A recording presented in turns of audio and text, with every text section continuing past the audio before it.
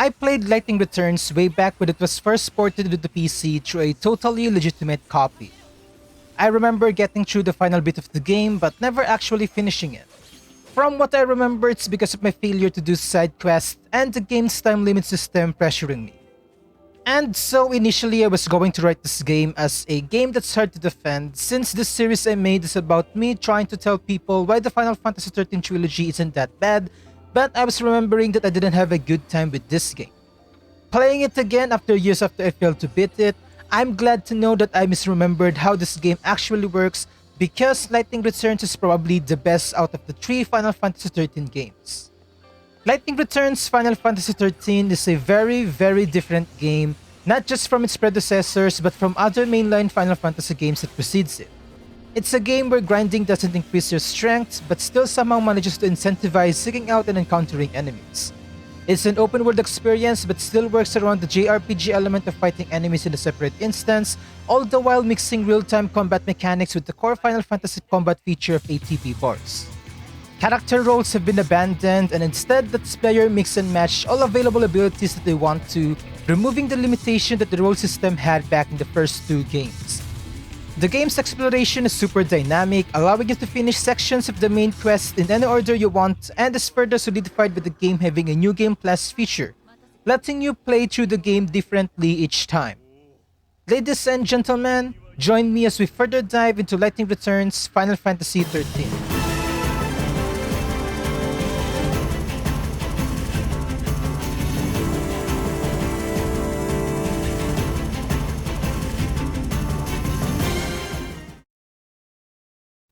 There will be a lot to tackle in this video since Lightning Returns might as well be an entirely different game not associated with the previous ones, but let's start with the PC port. No surprise there, it's bad. It is Square Enix port after all, so this quality is to be expected really. However, like I said in the previous video, Final Fantasy XIII 2 has the worst PC port out of the trilogy because Lightning Returns does run comparatively well. Lightning Returns is, without a doubt, the biggest game out of the trilogy, spanning 4 open-world areas and 3 of them teeming with NPCs and wildlife, and yet it runs a lot better than the previous game. Each area of Final Fantasy XIII 2 isn't that big except for the Academia maps, and while Arcalite Steppe is pretty much the game's open-world area, it shrinks in comparison to the areas that are present in Lightning Returns. And yet, Final Fantasy XIII 2 maxes out at 35 FPS for me in most areas even with the performance patch applied to the game, whereas I could get at least 40 to 50 FPS on Lightning Returns without any performance patches. That's a pretty huge difference. But don't get me wrong, Lightning Returns also runs like turd. The lowest FPS I got being 15 during daytime in Luxurion, where a bunch of NPCs spawn, and the highest I can constantly get is around 45 FPS, but at least it runs a lot better than 13.2. The only time I could get to 60 FPS is when there's literally nothing there except for a small amount of texture, no NPCs or enemies nearby. These usually occur on really quiet hidden pathways or routes or major story areas where no NPCs really spawn except for enemies, but since I was in areas where there are a lot of NPCs spawning most of the time, I could only get to enjoy high FPS every once in a while. Or in this desert area, but that's par for the course, it's a fucking desert, there's nothing in here. Even then, I still get awful FPS drops when I get to the main hub of this area. For the majority of the time, it's a varying 15 to 40 FPS, especially in the cities. To be fair, the game does run fairly decent at 60 FPS during in-game early morning hours because not a lot of NPCs load in, but you would usually skip these hours because for the most part, side quests don't become available during the actual morning when a bunch of NPCs start to spawn. So as long as you avoid places that spawn a lot of NPCs, the game would run just fine at 60 FPS or something close to that. I run a 3rd generation i3 processor, so a lot of you would probably say, of course it would run like crap, you have a decade-old processor. But are you telling me that an open-world game released in the same year that simulates an entire state, also teeming with random NPCs and random events and is generally just better looking, runs better than Lightning Returns? Are you seriously telling me that Lightning Returns, whose graphics are clearly from 2 generations ago and its only redeeming visual quality are its character models, runs almost exactly the same as a game so gorgeous it could pass up as a 3D cinematic movie? No, I don't think I believe that. It also just goes to show just how little Square Enix cares for the ports of their games. They could have easily optimized this game to use all of your computer's resources instead of just relying purely on your system processor like it's still running on a console from 2 generations ago. Emphasis on their games because I know that the new Tomb Raider franchise is published by Square Enix. And even then, Shadow of the Tomb Raider was also riddled with performance issues, but that's a topic for another day. And you know that Square Enix just doesn't learn when the recent port of Final Fantasy VII Remake in the PC was just so bad, it made the big PC Master Race YouTuber want to quit the PC gaming scene entirely. If you can make a person that's part of perhaps the most stubborn, obnoxious community want to quit that community, you know you've done something wrong. To be perfectly honest, the shitty port of Final Fantasy VII Remake was a long time coming, as evident from the ports of other Final Fantasy games, but again, that's a bit of a tangent and it's a topic for another day. Going back on topic, Lightning Returns is a relatively better port than 13.2 when it comes to performance, as I've said before. There's no denying that.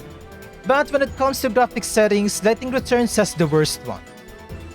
Remember back in the previous 2 games where before you can play the game, a launcher will pop up first offering a bunch of graphic settings and whatnot?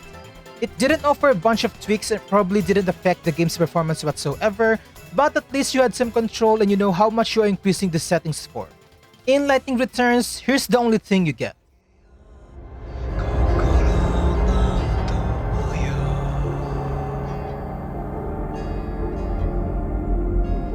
What the hell is this?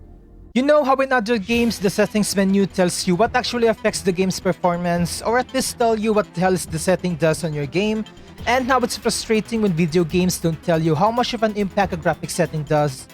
Yeah, fuck all of that, said Square Enix, and proceeded to not only remove the value of these settings, but also put all of them in an obnoxious menu bar and you only have 2 options, standard or advanced. Standard what? Advanced what? What the hell do all this mean? Seriously, you can't make this shit up. If you can understand what these settings do, then good for you. I'm glad you know the values of these vague words, but I know the majority of players don't, and even if you throw the argument of just put everything to standard if you don't know what it does, it doesn't justify how bad this is. It's disgusting. Moving your mouse to the top of the screen when in full screen will bring down the menu bar, which includes the option to close the game. Thank God they decided to add that feature in the game. But I still wish it was an actual button inside the game, not in a crappy menu bar that even says file on it. Overall though, like I said, it definitely runs better than 13.2, and perhaps the only reason why the first game runs better than this game is because of the form's linear nature and that it really doesn't have any wide open areas filled with NPCs and wildlife except for Grand Pals. Lightning Returns' frame rate is pretty serviceable and it's actually tolerable in towns and cities, but most importantly, it runs perfectly during the most crucial part of the game.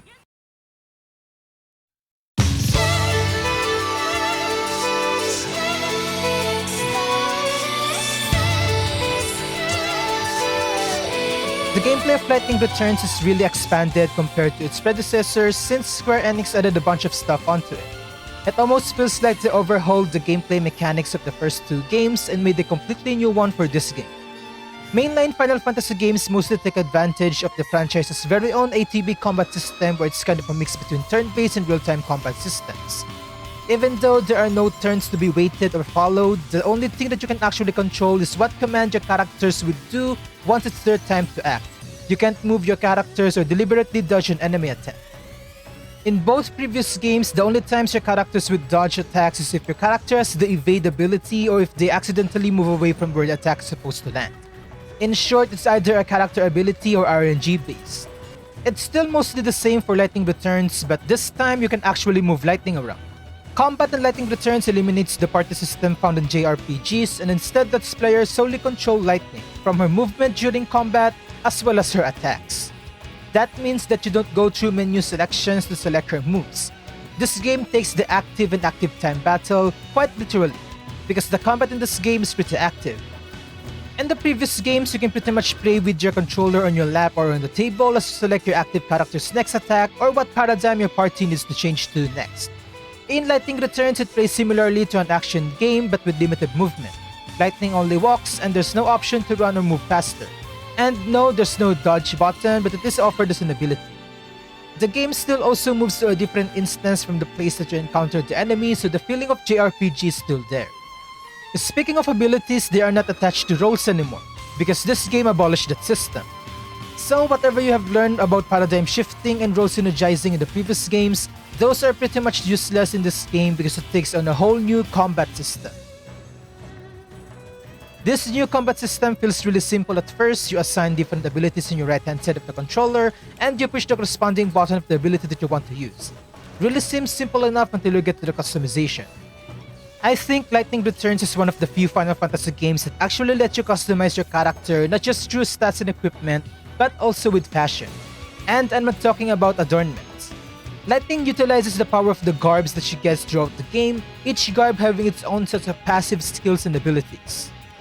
This means character customization is tied in with how Lightning will work in the battlefield, so of course the downside is that some garbs are ugly as shit but you have no choice but to equip it because it has stats, passives, and abilities that you need for a certain fight. There's actually a mod that lets you equip another garb as your display garb while retaining the stats and abilities of another garb. I wish this was an actual feature in the game, but alas, it isn't. I'll be putting the link to that mod down in the description. Anyways, this also means that the game gives the player much more freedom compared to the first two games. You want to play as a black mage? Equip a garb that has fixed offensive spells and add debilitating abilities to obliterate your enemies. Want to become a paladin? Decrease your attack and magic stats to the least minimum and amp up your damage resistances to block any and all incoming damage to make lightning safe as a baby. You want to become a spell sword? Equip her with the elemental strike abilities and don't give your enemies a breather even for a second. Do you want Lightning to become a jack of all trades? Balance her attack and magic stats and put on various physical and magical abilities in her arsenal.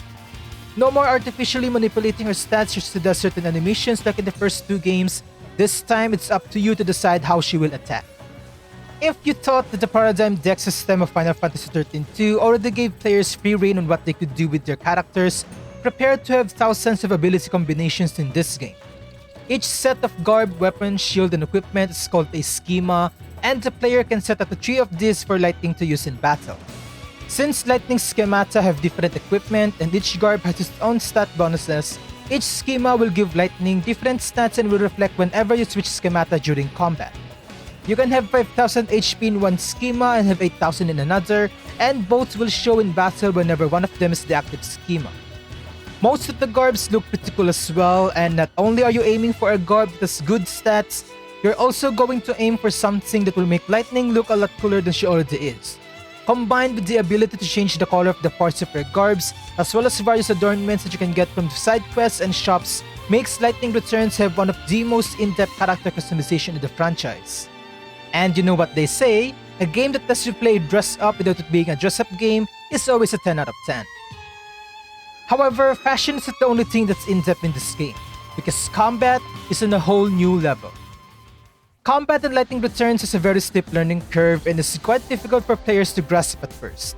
Since it's actually a real-time combat now that's barred by the ATB gauge, players can easily be left blue-balled in the middle of an attack chain, especially if they forget that they're playing a game where actions are still limited by RPG elements and just whack away at the command buttons thinking that it's just a regular action RPG. Of course, there's the option to just hold the ability buttons to make Lightning attack continuously, and players can then focus on the ATB bars at the bottom and switch whenever necessary. The game did tell us at the beginning, but that's actually a really bad way of playing this game, well, at least during the early game. The thing about Lightning Returns combat is that it really punishes a button masher playstyle. Sure, holding a button isn't really a button mash, but it achieves the same thing as when you are button mashing your way every battle. Namely, a significant loss to otherwise a much higher DPS that Lightning could dish out.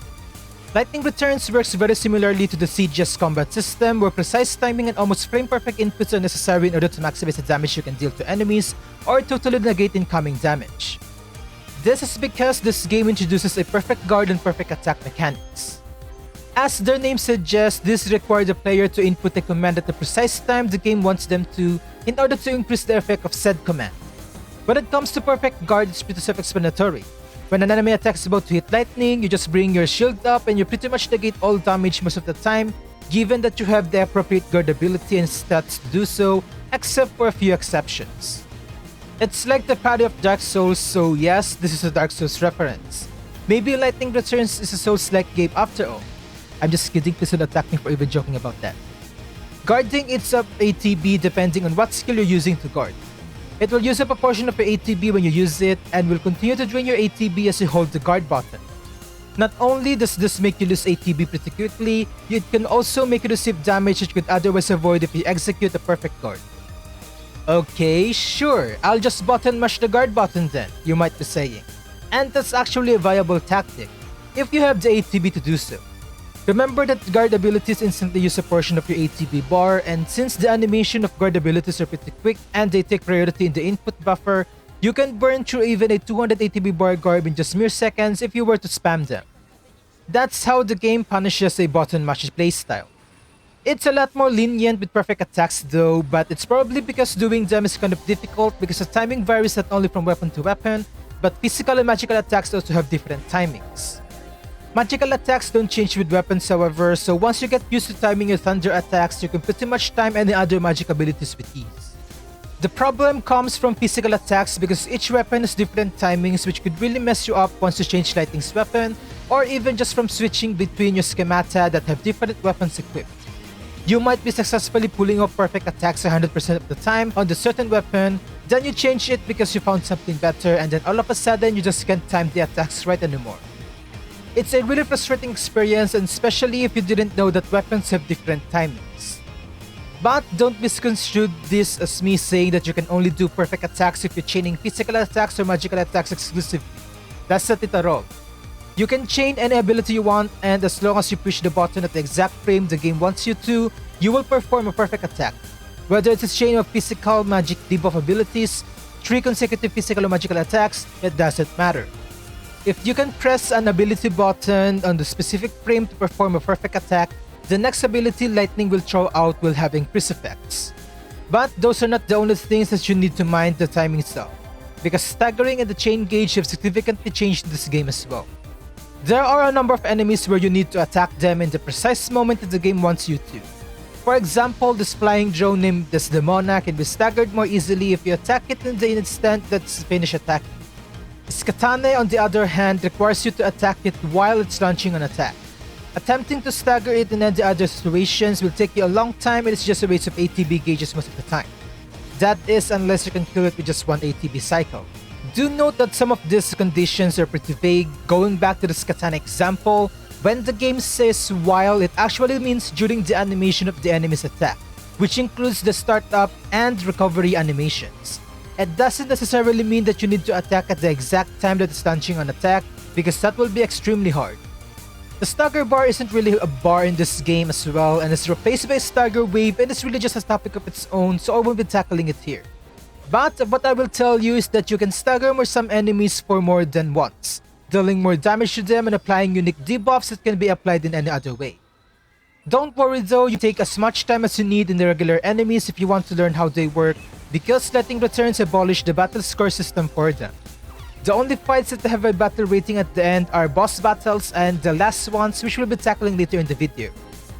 The battle rating in this game takes the best out of the previous game's battle rating calculations, so instead of the convoluted calculations in the first game and the lack of it in 13.2, Lightning Returns uses these formulas to determine your final battle rating. In short, the game mostly determines your battle rating through your remaining health at the end of the battle and how fast you finish it, among the other small details in the formula. The battle rating also has tiers now: bronze, silver, and gold. So if you got a 5-star rating on a boss, be sure to determine what colors the stars are. It might be only bronze or silver. To make things simple, the final battle score you want to aim for to get a gold 5-star is 100,000 plus. To be perfectly honest, the battle ratings are pointless in this game aside from bragging rights. You can even re-battle these bosses if you want to achieve a much higher battle rating, which is proof that you don't get any bonuses for achieving a high score. Enemies now always have an item that they drop 100% of the time, and only certain ones have low drop rates, which can then be increased by certain conditions, most of them requiring you to defeat an enemy while they're staggered. Some items are even only obtainable if you defeat an enemy while they're staggered. Enemies also drop abilities which you can then equip to Lightning or use them to further enhance the same type of ability that you already own.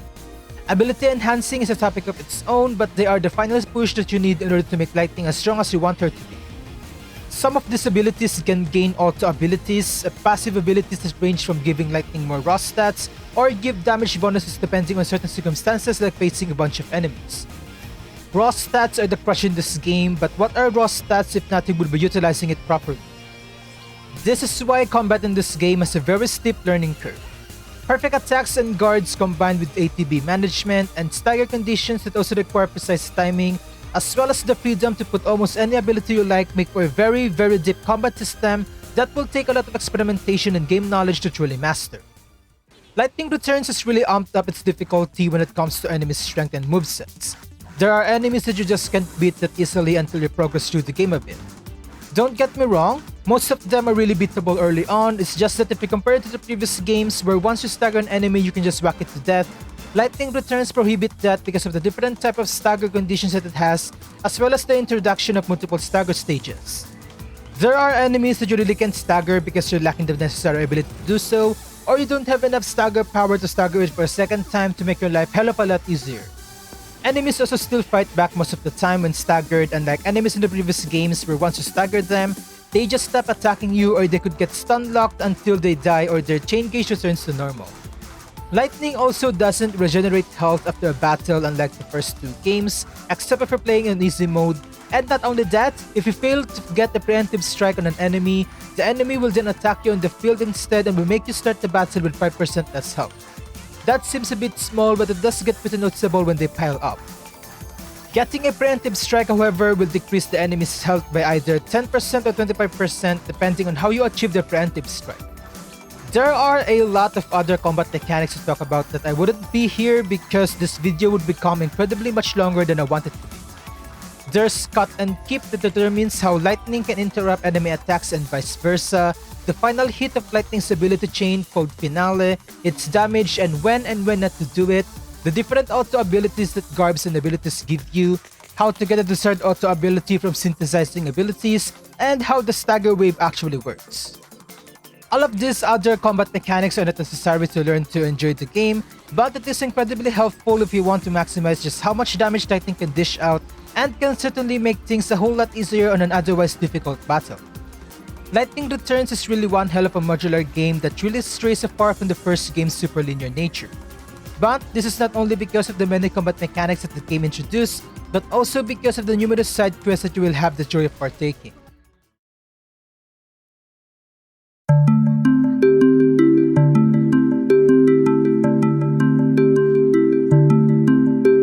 Lightning Returns features 4 open-world areas that players need to explore in order to finish their main quest, as well as do side quests that they can get from the various NPCs in there. The story takes place 500 years after the events of the previous game, where the chaos came forth from the unseen realm and engulfed most of the world, leaving only the 4 aforementioned places the last bastions of human life. Human life is but a misnomer now, as no one no longer age and thus no one dies of old age. But since the reason for this is because the flow of time literally stopped existing, no more humans can be born as well. However, they still can die from accidents, sickness, and the likes. In short, humans get the shitty version of immortality after the events of 13.2. These 4 areas are a perfect summary as to what has happened to the world and encapsulates what different people will be wanting in the end times. Luxurian, the holy city, represents how people can still cling to faith even if the end is imminent, refusing to give in to the inevitable doom and holding on to their faith hoping that their god can offer them salvation. Yasnan, the city of revel, represents how people would rather go out with a blast instead of sulking and fearing death. Yasnan is a city that is always partying and where every day is like a festival. People who go to this place are either those that just want to forget the world is even ending, or those that just want to indulge in festivities as everything dies around them. The Wildlands, a vast landscape, represents people's selflessness and how being together is ultimately better than facing the end times alone and in solidarity. And the Dead Dunes, the scorching desert, represents how people can still see opportunities despite the times and are willing to risk their life and limb just to make their dreams come true just before the world ends. After traveling through all 4 areas, you will pretty much see that these are representations of human desires and perseverance, where no matter if it's the end of the world or not, humans will still be humans. Lightning wakes up from her crystal sleep some 500 years after the events of 13.2 and is tasked by the god of light, which I won't even attempt to pronounce the name of, to gather the souls of these humans to put onto a whole new world that is trying to create, which is bound to be finished in 13 days from the day Lightning woke up from her crystal sleep. This in turn will destroy the old world that is currently engulfed in chaos. However, since God needs a huge amount of energy to do this, he is currently asleep and relies on Lightning to do his bidding. And because he's asleep, the world only has 6 days instead of 13, and it's up to Lightning to increase the world's remaining time by helping people in need while in turn saving their souls. In turn, God promises Lightning to bring her sister Sarah back to life.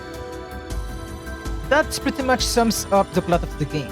To be honest, it's a really simple one, but what makes it complicated are the various backstories and lore that the game seems to be expecting players to already know. But if you remember, the previous games offered no world building whatsoever, so of course we wouldn't know this. However, from what I've seen on other YouTube videos and their comment sections, Lightning wanting to save Sarah isn't a realistic sibling interaction.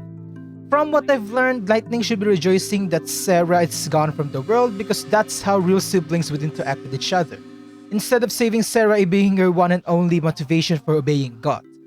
I'm an only child, so I don't mind this, and I really don't understand why siblings have to act that way, but if you do have siblings, then be warned that this game, and to be quite honest, the first 2 games as well, doesn't have realistic sibling interactions and might turn you off from playing the game.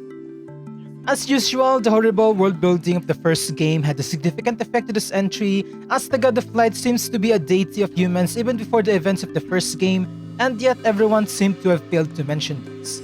Everyone in the first game were so focused on the false sea, and to be quite honest, I don't remember a single moment where they mentioned any other gods. It was firmly established that the false sea were the gods of the game's world. It was only until 13.2 when we first hear of such entities existing, namely the goddess Etro, who snatched Lightning away and is the reason why all of this shit is happening in the first place. And in Lightning Returns, the gods' numbers have increased, which now includes the God of Light as previously mentioned, and also 2 others named Lindsay and Pulse. While Pulse is indeed part of the name of the land below Cocoon in Final Fantasy XIII and 13.2, those games really didn't mention that a god named Pulse created it. All they mention are the false sea. You'd think that Fang or Vanille would know them during the first game's events since they're from a faraway time period, but even they seem to not know who these gods are. I don't know, maybe I'm just not that adept with video game lore as I like to think. But whatever, that's a topic for another day. All I'm saying is the story of this game is pretty straightforward, albeit a bit confusing because of yet another lack of world building, which the first game is solely to blame for. But don't worry, because Lightning Returns itself has plenty of backstories and lore to tell you. NPCs comment on your outfit when you pass by them, while some just talk about the current events in the area that you are in. These NPCs will also blurt out some lore as well, which is always a good thing and what was actually missing from the first game. While this become repetitive at some point, it does bring life into the game and makes the game world feel more alive. Throughout the 4 areas available in the game, you can come across NPCs that will offer you side quests, and these side quests are more than adequate enough to inform you about the state of the world and how humans have been living this past 5 centuries.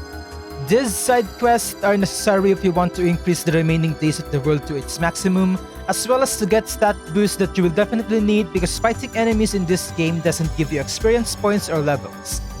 In fact, Lightning doesn't have any levels. The only way to strengthen her is to upgrade your abilities, change your equipment, and do quests to increase your stats.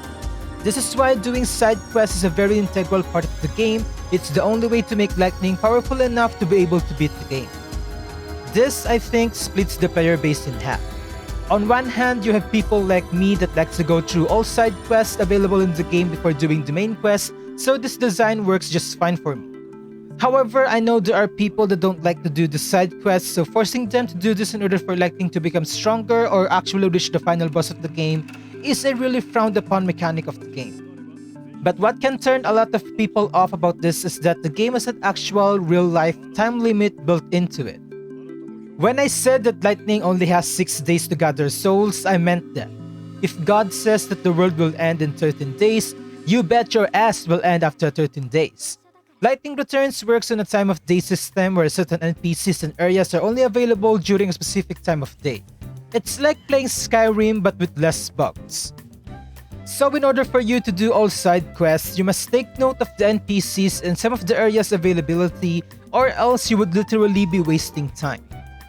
Time management will also be a core part of your playthrough, as not only does time goes forward in real time, going from area to area using the monorail also takes time.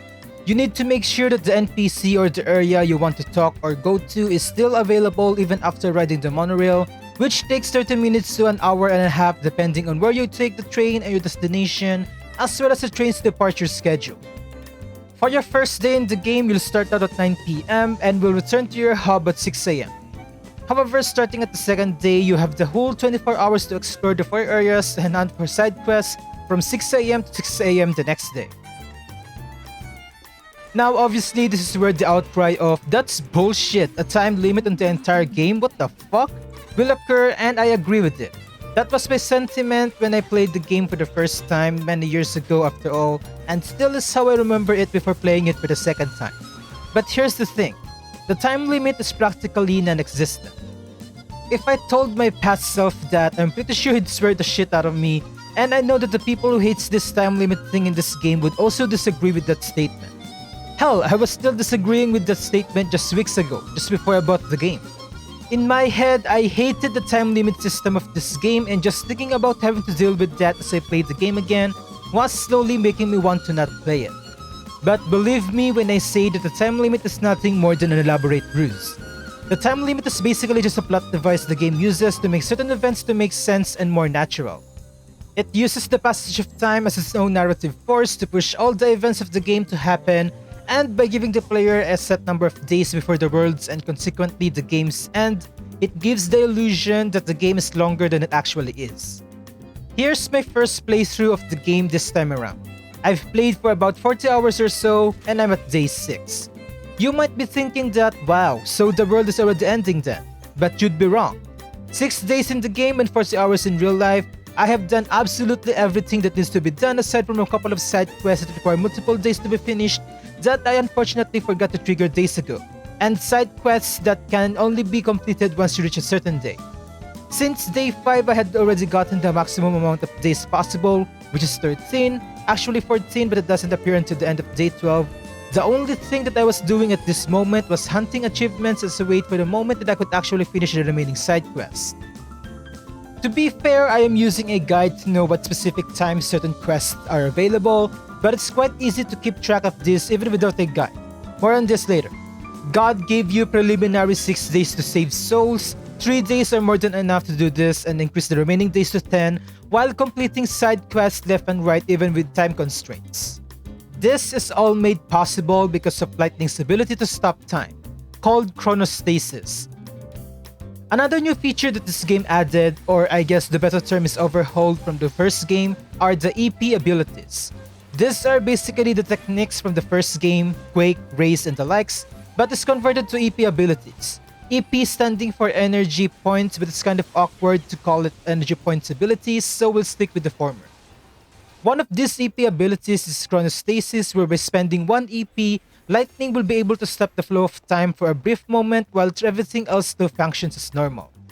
Another useful EP ability to help you manage time is Teleport, where it allows you to warp to any marked destinations you want with no time loss in exchange for a large amount of EP. These 2 abilities alone will tremendously help you manage your time efficiently, and before you know it, you have cleared a lot of side quests available and the day has barely even moved. And even if you run out of chronostasis or you just think that you could have done so much more in the day that's just finished, go ahead and rewind time. Lightning Returns allows you to save your game anywhere. So if you're about to commit to something that you think will take a lot of time, save first so if ever things don't go as planned, you just reload the save file and pretend that nothing happened, except now you have gained more knowledge. It's like a roguelite, you get stronger because of the knowledge you got from the previous run. The game also offers 50 save slots to choose from, and unlike 13.2 where saving inside time eras overrides the save slot that you last saved on, and the only time you can choose where to save is if you saved while in the Historia Crux screen, Lightning Returns allows you to choose which save slot you want to save to anytime. Not to mention that the autosave save slot is a different slot than your manual one, so you have more options to choose from when loading a save file. It took all the best features of the save system of the first and second games. However, even with multiple save slots, you might still find yourself overspending chronostasis, which is something you don't generally want to do because EP doesn't regenerate over time. That's where grinding comes in.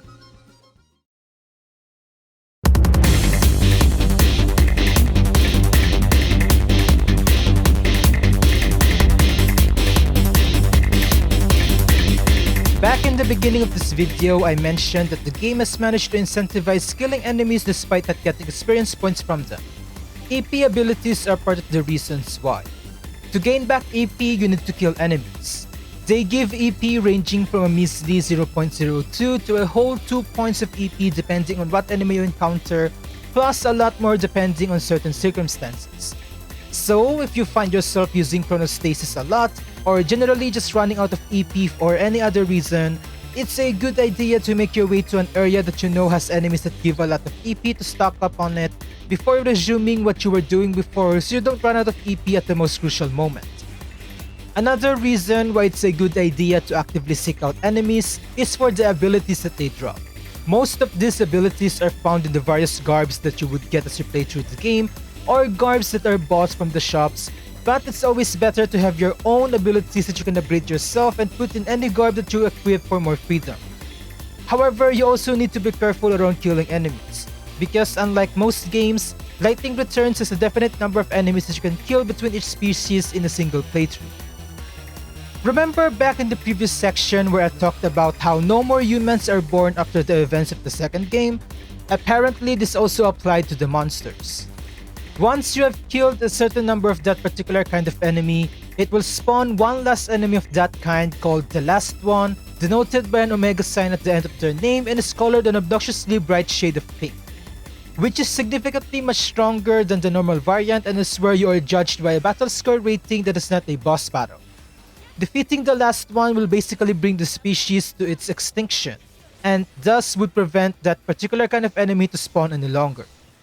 The number at which enemies go extinct varies from species to species, the larger ones usually only about 30 to 40 kills, while the smaller ones can be killed for many more times before they disappear forever. So while the game does incentivize grinding enemies, they still want you to be cautious and manage just how much enemies you want to kill, and it's also their way of preventing players from just spamming chronostasis to continuously prolong the inevitable end of the world. Killing the last ones will give you a very rare drop that can only be acquired through that method. However, they don't appear in the battle results screen, but rather they just drop on the ground as an item with an ominous pinkish glow. One of the more famous last ones to drop is the Flesh Render, which you can get from killing the River Omega that I fucking missed on my first playthrough, oh my god. It's kind of a punch in the dick since these drops are so fucking small if you defeat the last one somewhere with a lot of grass or foliage and didn't know that they drop things like this, you will most likely miss it 90% of the time. I mean, just look at the still image and try to find where the item drop is. Of course, you'd see it immediately because I told you seconds ago that these enemies drop something after the battle. But if you're actually playing the game and you're not aware of this and you're in the middle of something and you can't be bothered to stop and look around, it's actually quite hard to see this. And yeah, if you don't pick them up within the current in-game day or within the current session you killed the last one on, you will lose that item forever in that current playthrough. I don't know why Square Enix didn't just put these items in the battle results screen like any other items. Now, while the Flesh Render is indeed a powerful weapon, it's ugly as shit, so I guess it's fine if I miss it the first time around. The only reason why you would want to get all these last one drops in your first playthrough, especially the accessories, is because if you find a duplicate of these items, they get upgraded. And the only way to get duplicates of items is through New Game Plus.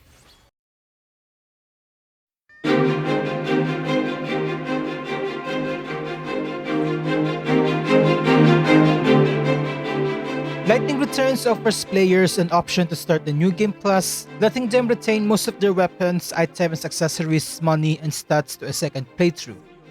If you can beat the final boss in your first playthrough and don't care about achievements or attempting the game on a higher difficulty, the New Game Plus option will be pretty pointless to you as it really doesn't change anything. In games like Dark Souls, for example, if you start the New Game Plus, not only do you retain your items, weapons, and character stats and level, enemy placements are also changed, and the game puts entirely new enemies on the map that are exclusive to New Game Plus, Not to mention, the game becomes progressively more difficult each New Game Plus you enter, making your subsequent playthroughs a bit fresher and much more challenging, except for Dark Souls 3's New Game Plus, but we don't talk about that. In Lightning Returns, aside from the things mentioned earlier, the only thing that you can get from New Game Plus is the ability to upgrade your weapons through the Forge NPC shops, or upgrade your accessories by acquiring them from their treasure spheres or from last one kills. You also get some additional options that you can switch on, like allowing Lightning to get stats past the maximum possible limit, but that's pretty much it. Side quests still give you stat boosts, albeit smaller than in your first playthrough, but with more money in return. Everything else though is still the same. But if you really like the game and want to 100% the game like me, or you just failed to reach the final day and receive a game over, then you will be glad to know that Lightning Returns more than welcomes you to play through the game more than once. In fact, Lightning Returns is designed to be played multiple times. Not only are there achievements that can only be acquired if you go to a New Game Plus, the game also offers you a bunch of ways to start one. The easiest method is probably just a failsafe just in case players fail to increase the remaining days to 13 as I mentioned earlier.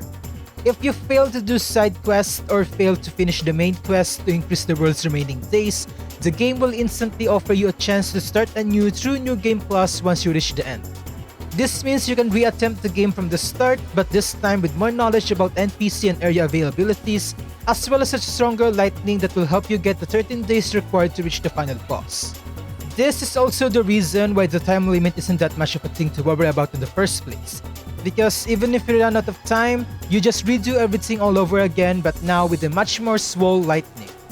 There are no unskippable cutscenes, and combined with the ability to rest in hotels to advance time, means that you will most likely be back to where you were in your first playthrough in no time and continue from there and hopefully reach the final day. The second way, of course, is to beat the game normally by increasing the remaining days to 13 days and defeating the final boss of the game. However, if you did manage to reach the final boss but somehow can't beat it, you're also offered an option to proceed to New Game Plus. It's perhaps another failsafe to make sure that players' investment and time aren't wasted. The third one is only available on the subsequent New Game Pluses, but it essentially allows you to advance to another New Game Plus at will as soon as day 3, without any penalties. Well, I guess the only penalty is that you don't get the minuscule stat boost that the repeated side quests could give you, but other than that, the game gives you an option to start a New Game Plus as early as the end of the second day and will continue to be an option until you reach the final day, where it will instead become available in front of the door before the final boss. But of course, what most players are looking forward to in New Game Plus is the hard difficulty. Hard difficulty is what it sounds like. Enemies have more HP and they hit harder than in normal mode. If you're a sweaty pro MLG gamer and find the normal mode of Lightning Returns incredibly easy, hopefully the hard difficulty is more than enough to satiate your hunger for a challenging experience. AP gained from defeating enemies are less now compared to normal mode, so better time management is needed. But since you have the knowledge of NPC spawns and availability from a previous playthrough, this is pretty much not a threat and will only affect you if you use your EP for other things such as Kuraga or Arise. Hard mode also unlocks the best garbs, weapons, and abilities and are only exclusive to this mode. In a similar fashion to the first game where playing in easy mode practically prevents you from getting rare drops from monsters, playing on hard mode in Lightning Returns will increase all drop rates significantly, making for much easier time farming abilities from enemies. And since the game really doesn't increase in difficulty every time you start a New Game Plus unless you deliberately choose a harder difficulty like hard mode, starting over and over again paired with the increased drop rate from enemies in hard mode is a great way to farm money and abilities to make Lightning the demigod that she truly is. Whether you're in for the harder difficulty, you're collecting items and achievements, or you generally just want to take another go at the game with your current Lightning, New Game Plus is definitely a really nice feature to be put into the game. Even though the game doesn't have enough changes when it comes to the quest that a New Game Plus would definitely benefit from, just having the option to start anew while retaining your invested character is a welcome addition personally. I haven't said this before in other videos, but I like New Game Pluses where I get to enjoy my hard-earned invested character in another playthrough, and Lightning Returns delivers just that.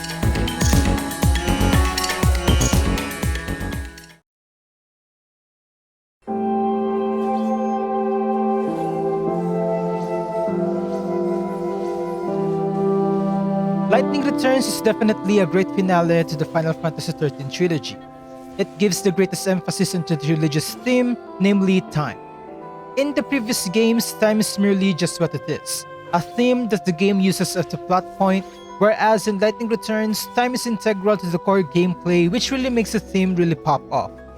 I think the game's strongest suit is definitely its gameplay. It's much more complex and in-depth than the two previous games, and it's on par with some of the spin-off titles of the Final Fantasy franchise. Precise movement that requires a lot of almost frame-perfect inputs. The story can be a bit hard to follow, especially if you really haven't understood the plot of the first two games. In fact, the story of Lightning Returns pretty much just threw everything its predecessors have built out the window and created its own narrative to push, but with the same characters introduced in the previous two games. But overall, it does get the job done by concluding the story that's building up since the first game, resolving everything. And by resolving everything, I mean they finally killed God, because at the end of the day, isn't that what JRPGs are all about? That's not a spoiler, because no gods were killed by the main characters in the two previous games. It was bound to happen eventually. Lightning Returns, as I've said in the beginning of this video, is perhaps the best Final Fantasy XIII game out of the three, and even if you're bummed out when you learn that the game has a real-time doomsday clock ticking out the inevitable game over screen for your current playthrough, it is a game that's still worth giving a shot.